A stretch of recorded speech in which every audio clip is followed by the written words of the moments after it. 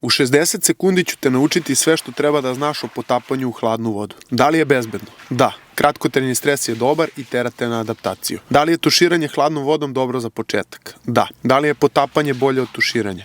Da. Zašto potapam glavu? Pitaj Google za pojam mammalian dive reflex. Da li je dobro za imunitet? Da. Koliko hladna treba da bude voda? Izazovno hladna, ali da znaš da je bezbedna. Koliko dugo treba biti potopljen? 3 do 8 minuta dnevno je dovoljno, a jedan od ciljeva može da bude da telo krene da se trese. Kako se smiriti? Osnovna metoda je fokus na sporije disanje, pogotovo izdah. Da li utiče na nivo testosterona kod muškaraca? Da, ukoliko je trening odmah posle. Kako da se zagrejem kad izađem? Kreći se. Da li je pogrešno da se istuširam toplom vodom posle? Da. Zašto mnogi kažu da su probali i da nisu uspjeli? Zato što nisu otporni na hladno i na izlazak iz komfora i zato što očekuju od sebe previše na početku. Kreni od umereno hladne vode i 2-3 minuta i napreduju do 5 do 8 minuta u što hladnijoj vodi.